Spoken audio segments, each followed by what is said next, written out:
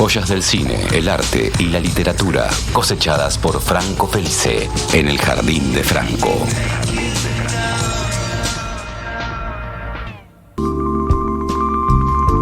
Y 20 de la tarde, es momento de abrir las puertas del jardín de los frutos prohibidos, de los libros más deseados, de la música más deliciosa, de los caminos más poblados por pasto que pisa él y donde pisa crece flores. Franco Felice, bienvenido. ¿Cómo te va, Esteban? De vuelta, acabo de llegar. Bienvenido a vos también. Producción, perdón, hubo un momento donde me miraste y seguías escribiendo, no sé si se notó en cámara. Sí, acaba de anotar una cosa que no me acordaba, nada más tengo acá mi cuaderno secreto. Banco mucho la producción artesanal, es un cuaderno secreto, perdón, es un cuaderno, se puede... Sí. Acabo de darme cuenta que... The Post. No, sí, es un cuaderno viejísimo, es un cuaderno viejísimo que me regalaron en la van premier de una película, cuando era exitoso.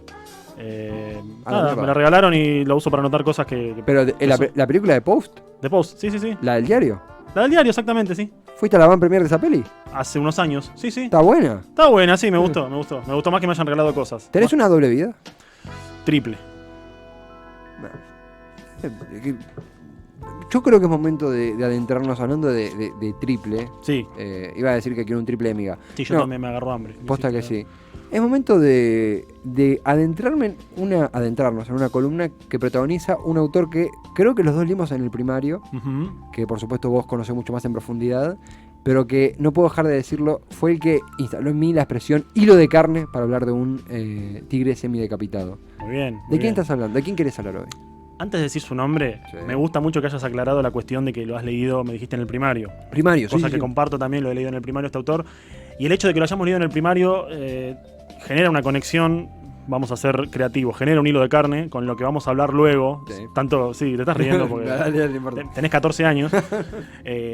Tiene mucho que ver con el tema que después vamos a hablar de este autor y con una cuestión que va más allá de lo literario. Ajá. El autor de hoy es un autor que hace mucho que quiero hablar y que, les soy sincero, lo había preparado para el año pasado, para la última columna del programa, porque era meritorio, quiero decir, por un momento en el que ocurrió algo que hizo que este autor vuelva a estar en boca de todos. Sí. Pero bueno, por A o por B no pude venir a ese último programa, así que lo guardé y lo reciclé para hoy. Estoy hablando de un escritor llamado Horacio Quiroga. A todos les va a sonar su nombre, a todos les va a sonar haberse asustado con sus cuentos, con sus relatos, con su visión súper perturbada y...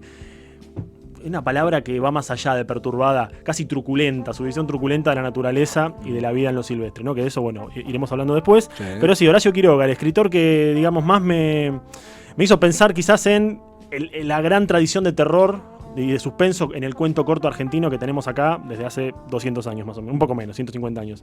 Es un escritor que nació en realidad, vamos a ser sinceros, es un escritor que no nació en Argentina, nació en Uruguay, en una localidad llamada Salto, que está muy cerca de Argentina, pero por la idiosincrasia y un poco también por lo que nos ha arrastrado la cultura y por A o por B, lo nombramos como argentino. De hecho, mucha gente, me acuerdo que hablando de Quiroga cuando esto ocurre, el año pasado que se empezó a hablar mucho de él de vuelta, un par de veces yo mencioné con conocido, le digo, no, bueno, porque viste cuando nace en Uruguay, me dice, no, ¿cómo Uruguay si era argentino? No era argentino Quiroga, era uruguayo, pero lo adoptamos como con los Ramones, viste, que decís, venían todo el tiempo, son de acá, pero bueno, lo que sí también es cierto es que Quiroga vivió mucho tiempo, casi toda su vida en Argentina, entonces de ahí viene. Nace en 1878, y cuando hablamos primero de su vida, antes de meternos en la parte literaria, no la podemos separar mucho en este caso, porque tanto su vida como su literatura estuvieron pobladas de sufrimiento, tragedia, horror y muerte. Sí. A un nivel que es tan interesante leer su biografía como también leer su obra. Obviamente que estamos separando cosas, ¿no? Porque la obra es lo principal en un autor, pero tiene una biografía tan interesante, tan decadente y tan insoportable, por así decir, que un poco uno piensa que pudo haber servido o no de influencia para sus textos posteriores, ¿no? Él nace, como te digo, en 1877, y apenas nace su padre, llamado Prudencio Quiroga, que era un hombre que vivía en la selva, tenía como una vida muy silvestre en ese momento. Apenas él nace, a los 4 meses, su padre está bajando de un barco, le está por dar al pequeño Horacio, a un amigo, y se le dispara un arma que lo mata. Se le pega un tiro en la cabeza, en realidad le pega un tiro en el cuello y lo mata en el momento. Queda huérfano de padre, Horacio Quiroga, apenas a los 4 meses. Lo sobrevive su madre, que años después también muere suicidada. Cuando Horacio era un poco más grande y ya había empezado, sus estudios. En ese momento estuvo viajando mucho a otras partes de Montevideo, había venido a Buenos Aires. Fue una persona que viajó mucho, ¿no? Pero siempre asignado por esta cuestión de la muerte, que se extiende más allá de lo familiar con un gran amigo suyo que lo acompañó en sus primeras peripecias por Uruguay, que era un autor crítico, periodista que no tuvo demasiado renombre en ese momento, llamado Federico Ferrado era, que bueno, protagoniza quizás uno de los casos más conocidos, tristemente célebres de la vida de Quiroga, que es cuando están ellos dos juntos limpiando un arma. Están limpiando un arma porque este amigo suyo, Federico, tenía una relación muy mala con un crítico que lo denostaba siempre en su diario. Sí. Entonces este amigo le dice a Quiroga, quiero batirme a duelo con él. Quiroga le dice, bueno, está bien, te vas a batir a duelo con él, yo te presto un arma. Lo que hace un amigo de verdad, ¿no? Totalmente. Dice, te presto un arma. Y le presta el arma y bueno, están juntos en la casa de Quiroga, en un taller que él tenía ahí en Misiones, en la selva misionera.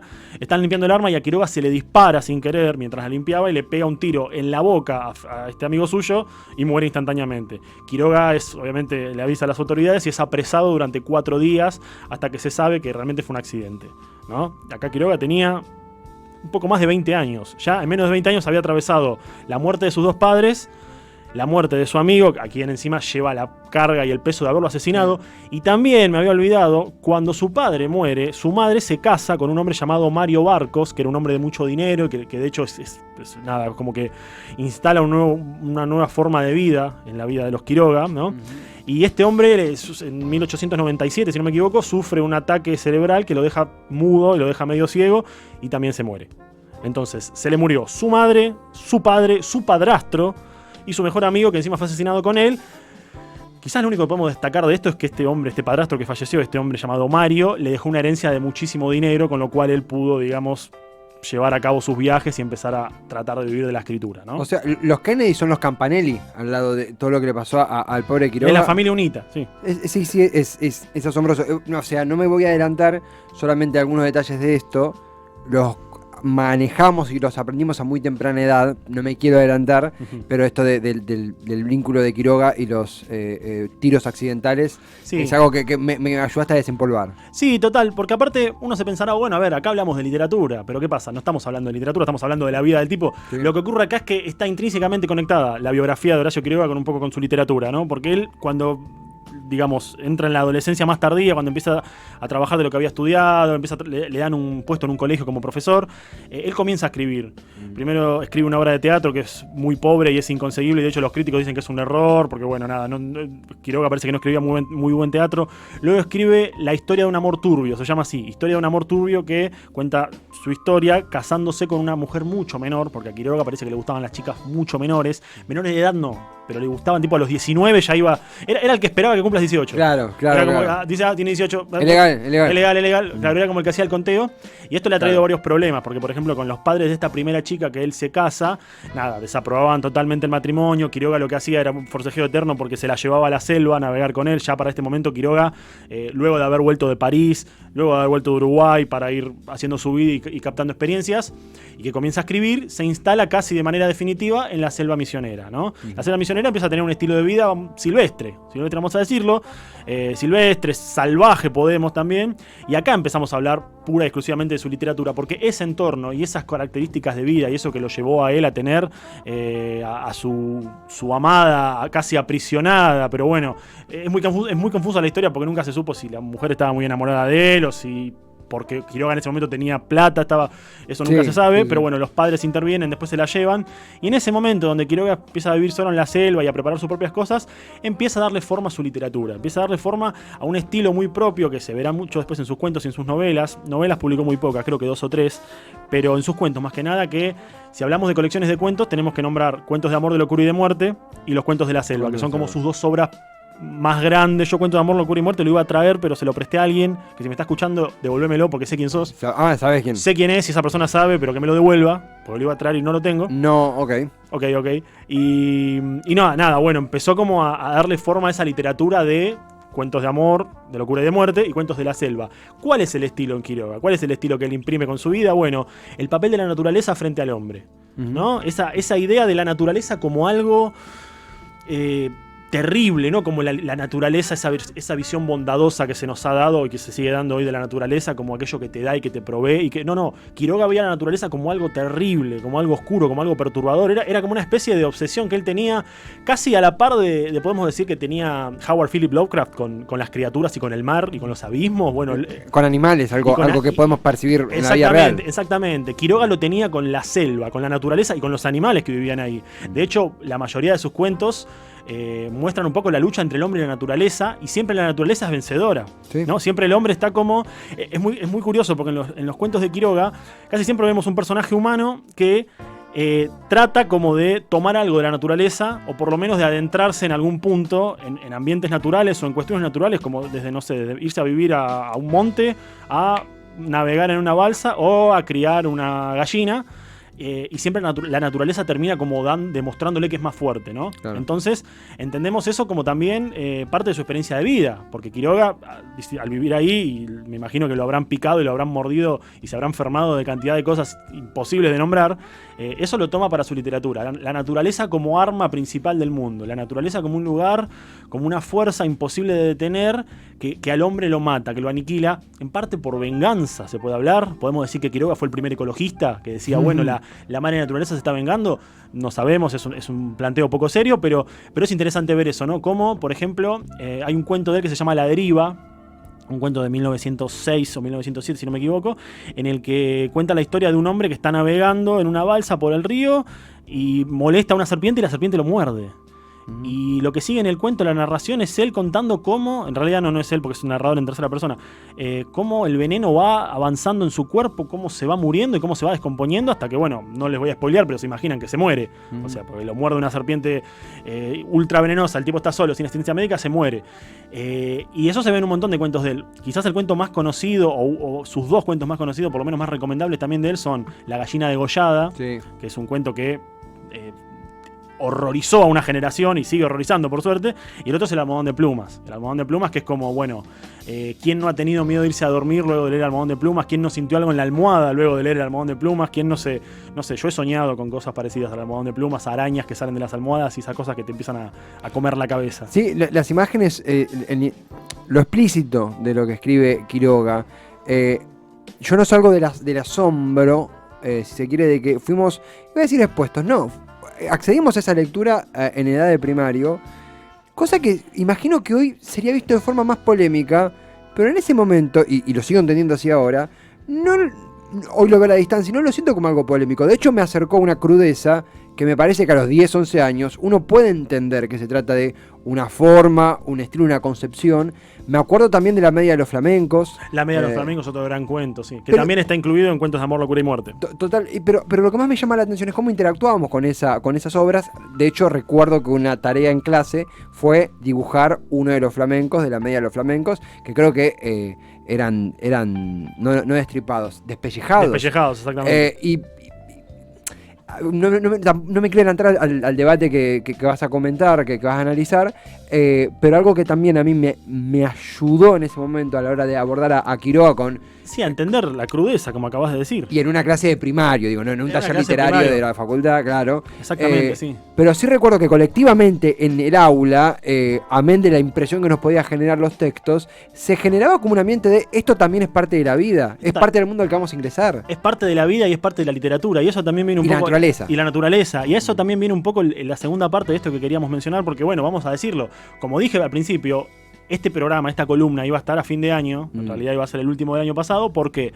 Porque más o menos por mediados de diciembre, se instaló un debate en redes a partir de Twitter, nunca sabemos quién, porque viste que las toneladas de tweets van tapando como al principal responsable, claro, en el cual se esgrimía un argumento que decía que Quiroga no era una lectura recomendada para niños en edad escolar, siendo que Horacio Quiroga, como ya te dije, hay una tradición en la escuela con Horacio Quiroga, sí, porque es una de las primeras muestras que tienen los más chicos de cuento fantástico, sí, cuento de suspenso, si querés. Argentino, por supuesto, cuento fantástico. Entonces se instala este debate de la mala palabra que yo estoy contando, sé que vos también, así que acá me muevo en aguas seguras, estamos totalmente en contra, que es esto de la cancelación. Sí. Esta cosa totalmente ridícula que ya hace unos años que estamos siendo sometidos, te puedo decir. Sí. Entonces había gente como que decía, bueno, ¿hay que cancelar a Quiroga? ¿Hay que dejar de leer a Quiroga? ¿O qué se hace? ¿Por qué se le da de leer a Quiroga a chicos tan chicos, chicos que están en la primaria o en los primeros años de secundaria? Y se instala el debate y a mí me pareció muy pertinente porque entran en juego un montón de cosas. Podríamos hablar, con miedo a hacerlo extensivo, cosa que voy a tratar de evitar, podemos hablar en sí de lo que significa la cancelación, de lo que supone la cancelación no solo en la literatura, sino en el arte en general, que bueno, todos ahí tendrán una postura, pero también lo que significa el papel de la literatura en el colegio, ¿no? El papel de lo que se le da de leer a los chicos, que es una tradición histórica en todo el mundo, porque no es que en las escuelas de Argentina solamente leen los clásicos, no. En las escuelas de todo, andate a una escuela en Ucrania y van a leer a los autores del canon ucraniano, que no los conozco, no sé quiénes serán. Te vas a Francia, te vas a Italia y van a leer, o a España, y allá leen la Divina Comedia, allá leen el Quijote, allá leen, no sé, Fuente Ovejuna. Cada país tiene su tradición, y acá lo que ocurre con Quiroga es que se lo utiliza mucho, afortunadamente, como esa primera muestra de literatura fantástica. Entonces se empezó a hablar de, bueno, hay que ver, porque por ahí a los chicos esto les parece una cosa horrorosa, o por ahí es muy duro para una infancia leer, una infancia como una cuestión más homogénea, ¿no? Sí. Leer a Horacio Quiroga, leer cuentos como La gallina degollada, o leer cuentos como Las medias de los flamencos, por ejemplo. Y entonces ahí a mí me parece que primero hay una mala lectura, y acá no quiero apuntar contra nadie porque no soy quien, pero me parece que hay como quizás, desde las personas que hacen estos planteos, hay como una mala recepción y una mala aplicación y lectura de lo que es la literatura en el colegio, en la etapa escolar, ¿no? Uh-huh. Hay un teórico muy importante, muy famoso, que seguramente también lo habrás leído, que en mi facultad y en mi carrera es como una especie de mesías, que es Roland Barthes, sí. O Barthes, como le decimos en Herley, que hablaba del placer del texto. Hablaba de, bueno, que el texto tiene como dos caminos. Es una teoría muchísimo más compleja, pero para hacerla rápido podemos hablar que el texto tenía dos caminos, y el texto tenía por placer o por gusto. Él ya decía que por placer era mucho, y el otro era por sentido, como que el texto o te gusta leerlo y vos sentís un gusto y decís qué bueno, qué lindo texto, qué historia bonita que estoy leyendo, qué interesante, cómo me sirve, sí. Y otro que va más por el lado del conocimiento, ¿no? Entonces, lo que uno aplica, o lo que aplican los colegios, al menos en este país hoy en día, es un poco como a tirarles a los chicos la idea de que el placer, de que el texto solamente va por el lado del placer. Y a mí me parece que eso primero que es subestimar al lector, sí. Porque por más de que sea un niño... Esa es la palabra, de subestimar. Es una subestimación en general, no vamos a ser abarcativos en todo, pero me parece a mí que, hablando de literatura en el colegio, primero que es subestimar al niño, y segundo que la mera idea de mostrarle a los chicos en edad escolar que están aprendiendo a leer, podemos discutir si la mejor manera de que un niño lea es dándole libros. Es muy gracioso porque hay escritores y hay teóricos que dicen que lo mejor que tenés que hacer para que un niño lea es prohibirle la lectura, lo cual me parece una postura increíble. El otro día César Aira, un escritor famosísimo argentino, muy prolífico, hablaba de que a los chicos prohíbanle a sus hijos que lean. Prohíbanle porque la literatura tiene que ir por el lado de lo incorrecto, y porque la vida es horrorosa, y bueno, lo hizo de una forma muy espectacularizada, pero vale, es un gran término. Y tenés gente que dice, no, a los chicos lo tenés que tirar con libros en la cabeza apenas nacen. Entonces, ahí como que estaba esa disyuntiva, pero me parece a mí que darle a los chicos en edad escolar solamente aquello que sea por mero placer. O sea, está buenísimo que lean María Elena Walsh porque era una genia y porque también era disruptiva en su momento. Está buenísimo que lean La Bruja Berta, está buenísimo que lean Sabueso perdió su hueso, porque son textos muy buenos para chicos y son muy creativos y están dirigidos a ese público. Pero también demostrarles, como decís vos, y por eso lo enganché con tu primera frase. Está bueno también que encuentren el otro lado de la literatura. Que sí, uno se arriesga quizás como docente. Yo no soy docente, quizás algún día lo sea, pero uno se arriesga como docente, me parece, a que los chicos, cuando estás leyendo en conjunto, digan, ay, viste, por ahí estás leyendo un fragmento y dices, ay, qué feo, ay, qué horror, cuando le corta la cabeza a la gallina, y los chicos un poco van a decir, ay, pero primero, no los estás traumando, y segundo, está bueno que entiendan, tanto los chicos como los lectores en general, de que está ese otro lado, ese lado B de la literatura, y demostrarles que la literatura, como la vida, tiene sus costados menos glamorosos y menos luminosos. Entonces, a mí me parece que leyendo a un autor de ficción argentino, no canónico, pero en un lugar privilegiado del relato de suspenso, de terror argentino, como es Horacio Quiroga, influido aparte con una influencia tremenda que sigue al día de hoy, me parece que primero que es abrir el paraguas en cuanto a lo que es la literatura en las escuelas y en la formación, y que aparte corre con un riesgo muy grande si se lo cancela, porque yo, por lo menos yo, y acá si estás en desacuerdo me encantaría, yo cuando escucho cancelación, o cuando entiendo cancelación en cualquier área del arte, entiendo como una postura de, bueno, de esto no se habla, esto se borra de la historia, esto nunca pasó. Y en el caso de Quiroga no es tan así porque Quiroga no está dando un manual, sino que el miedo ¿cuál es? Que asuste a los chicos, que un chico de 10, 11, 12 años no sea lo suficientemente maduro para entender que está leyendo un cuento donde ocurre algo feo, ¿entendés? No es como, quiero decir, no es como, bueno, Quiroga nunca existió, saquémoslo. Todo lo contrario, hay que abrir la literatura, hay que abrir el debate, hay que abrir la enseñanza. Ibas a decir algo y te interrumpí. No, retomo a lo que te quería mencionar antes, que vos igual completaste muy bien la idea. También quería comentarte algo de lo último, pero previo a eso, total, tiempo de sobra siempre hay. Lo que mencionabas de los costados de la vida, más que no gratos, feos, a los cuales uno está expuesto desde la edad cero, conscientemente de los 6, 7 años, digo, es muy probable que un chico de 10 años, 11 años, que está en provincia en el último año de primaria, digo bien, 11 años, es inevitable pensar que seguramente en lo familiar, en lo personal, en el grupo de amigos, atraviesa situaciones porque es una persona. Está expuesto a cosas que no son nada placenteras o incluso son feas, como nos ha pasado a todos, uno no lo elige. Me parece que el no subestimar justamente, eso es la clave. Y también esto me parece precioso lo que mencionaste de cómo incentivamos la lectura. Esta cosa, un día viene el camión de libros al colegio, claro, nos va a dar libros y todos vamos a tener ganas de leer. Claro, porque el libro funciona como puerta, quizás desde el lado pedagógico, pero vos podés entrar a la lectura, a la literatura, claro, siendo más abarcativo, por la puerta, por la alfombra roja, o podés entrar por el lado prohibido. Eso va en cada uno y después se va encontrando con los textos que le gustan. Uno a medida que crece va eligiendo la literatura, quiero decir, aquellos que les gusta leer, van eligiendo los textos que consumen, ¿viste? Pero ese es otro debate, el tema de los niños y lo que leen, ¿viste? Porque ya te digo, tenés a esos que dicen, no, la mejor fórmula para que su hijo lea es prohibirle los libros, porque vas a ver que ahí está aquello que de chicos es como que dicen, no, acá no entres. Y cuando sos chico nada te excita más que lo que no puedes hacer. Entonces es como que va por ese lado un poco. Lo cual, insisto, es otro debate. Acá estamos hablando más del costado este que ocurrió con Quiroga. Entonces me parece a mí que, retomando esto de la cancelación, más allá de que yo no veo motivo para cancelar a ningún artista en ningún área, y me parece que, salvo contadísimas excepciones, por un motivo en particular, porque a mí me parece que, como te decía antes, borrar quizás el registro histórico, borrar una película, borrar un libro, borrar un disco, borrar una canción, termina como también dándole la razón e invisibilizando un montón de problemas, ¿no? Porque es como, bueno, nunca existió, ¿viste? Bueno, esto hagamos de cuenta que nunca pasó. Y me parece que todo lo contrario, está buenísimo quizás ver en retrospectiva cómo se vivía en esa época, qué cosas no se deben volver a hacer, insisto, acá siendo más amplios. De Quiroga, es como que esa premisa en Quiroga no está, porque nadie va a decir, bueno, quiero matar una gallina, voy a leer un libro de Quiroga a ver cómo lo hacían hace 150 años. Entonces, en el caso de Quiroga es mucho más sencillo, asusta a los chicos, es perturbador, les quema la cabeza, no pueden dormir. No poder dormir es parte de la literatura también. Es parte de lo interesante. Pero vos lo dijiste también. Ahora creo que Ancho quiere decir algo. Acá Chipi dice, terrible esos cuentos. La cancelación en sí, que el concepto ha sido tan elastizado. Sí. Que es cancelar a una persona, no consumir, negar su existencia y su influencia con una corriente cultural. En ese sentido, cancelar a Horacio Quiroga, sí, ¿qué implica censurar sus libros?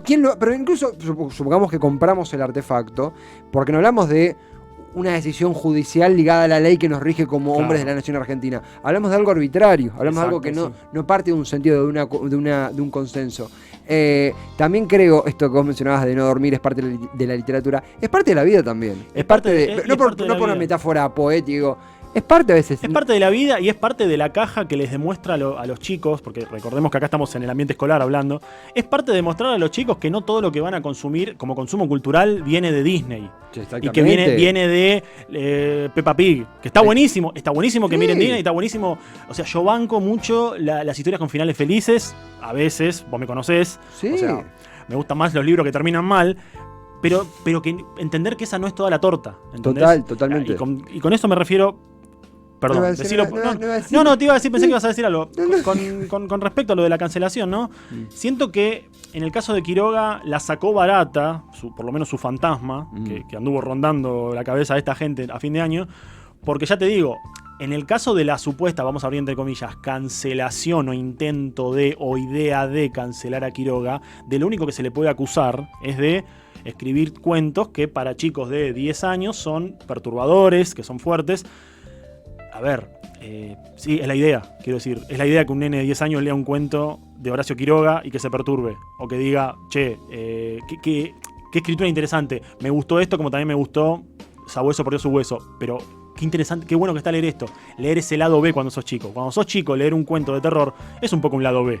Porque aquellos agentes que te hacen llegar la literatura, en este caso una maestra, un profesor, vos no esperás que te digan que che, vamos a leer un cuento feo, o vamos a leer feo en el sentido truculento, ¿no? Sí. En ese sentido. Y la cancelación, como vos decís, ¿qué nos podría traer en un caso como cancelar a Quiroga?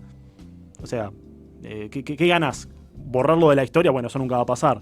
Pero quitarle el margen de la responsabilidad del protagonismo...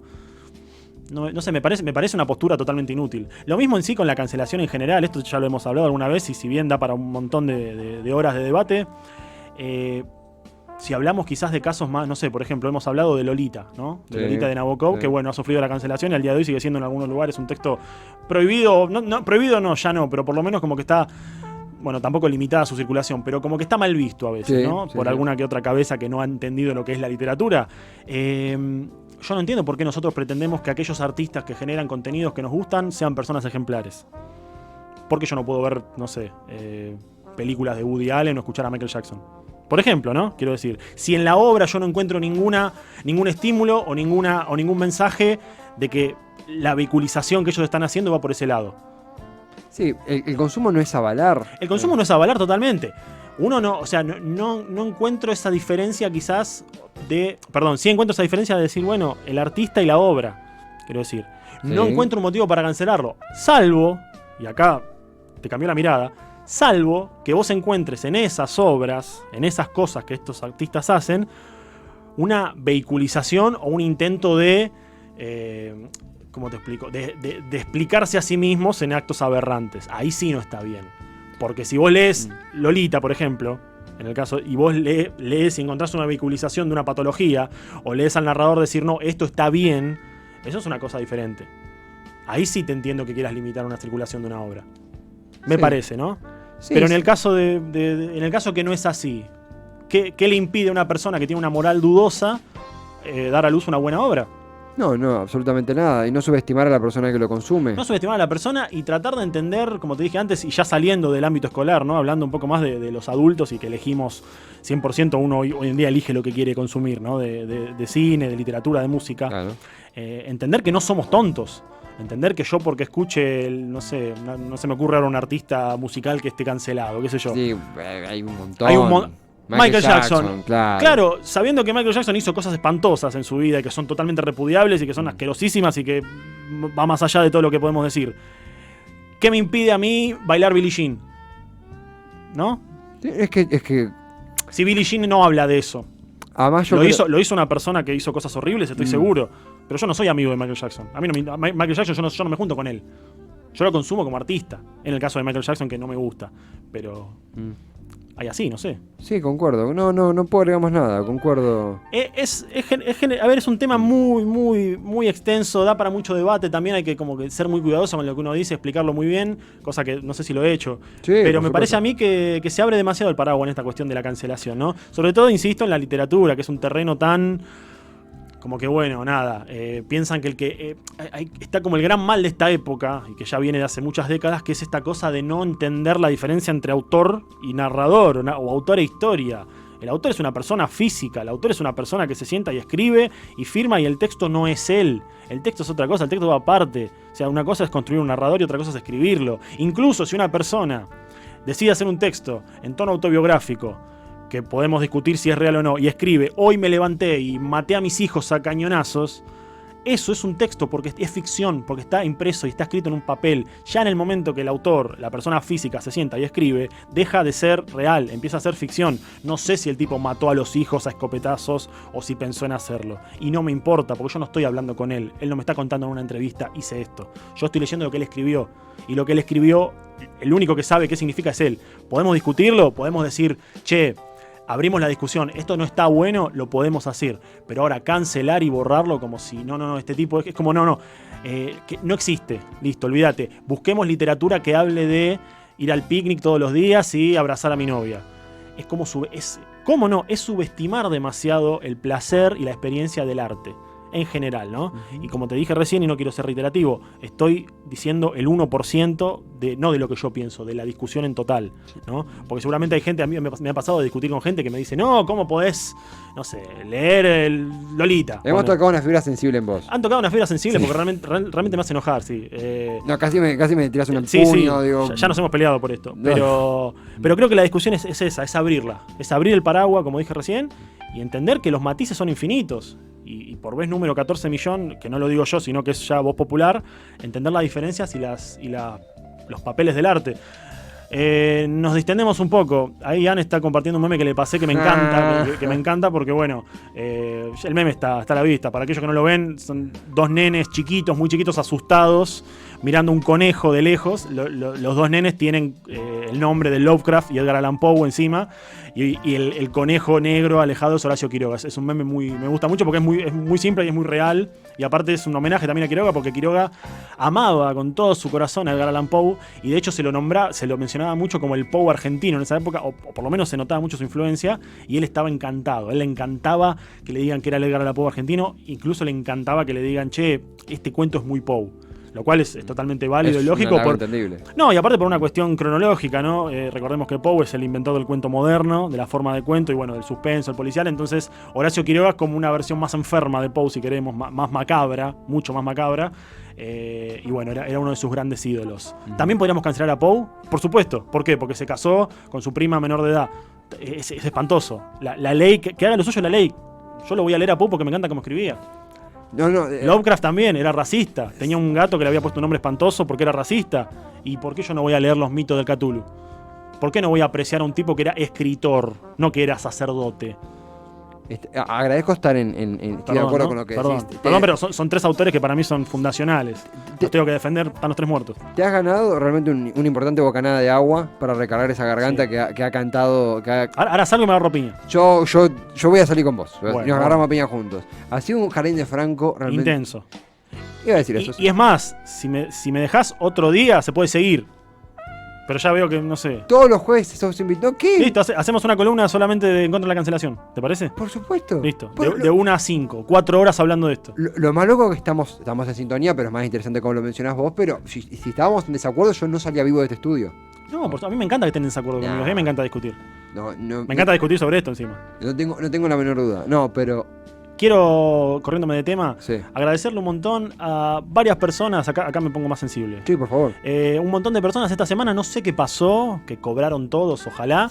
Un montón de gente me ha hablado, me ha mostrado que se compró libros que han salido de esta columna. Varias personas, algunas no me lo nombraron y lo vi, pero realmente me puso muy contento. Sí. Hay personas que me han comunicado, che, me compré este libro, o me leí este libro, o me bajé este libro. Les agradezco de todo corazón porque son... Yo juego para ustedes, como diría... como diría, bueno, otro que han querido cancelar, ¿no? Diego con la madre. Exactamente, yo juego para vos. No, realmente fue muy grato ver eso. O sea, más allá de cualquier chiste que hacemos con vos de, le estás haciendo un favor al mercado editorial. No, es lindo generar eso. Así que nada, les agradezco un montón y sigan así, sigan ahí. Y es fáctico, y es un hecho. Es un hecho ahora, precioso. Bueno, obviamente lo que tienen que hacer ahora es leer a Quiroga. Por supuesto. Defender a Quiroga. Y mandarle las fotos a Franco. Del libro. Mándame fotos o cuénteme, a mí me alegra mucho, sí. Y otra cosa, nada que ver, corriéndome, porque el Jardín de Franco también es servicio. Por favor. Y siempre hablamos de cosas así relacionadas. A todos los que escuchan esta columna les quiero recomendar una película que vi el otro día en Netflix que se llama The House. The House. The House. Casa. Es una película animada en stop motion, La Casa, exactamente. Se estrenó hace menos de un mes. No quería hablar de la película en sí porque no iba con la columna, pero la vi el otro día y dije... Tienen que verla. Si les gusta esta columna, les va a gustar esa película. Así que mírenla. Realmente. Armado hasta los dientes. Hasta los dientes, sí. De eso se trata. Me gusta. Como siempre, el nivel que maneja Franco Felice. Lo vemos beber agua más que... Yo creo que tendrías que romper el vaso para cerrarlo. No, que no es mío. No. Yo tengo un amigo que en un momento dijera, usted tiene que repetir lo que dijo. Tiene que repetir lo que dijo. ¿Te acordás en 2013 cuando me dijiste? Claro. Usted habló de la cancelación. Usted habló de la cancelación, claro. Usted es el CEO de la cancelación. Claro.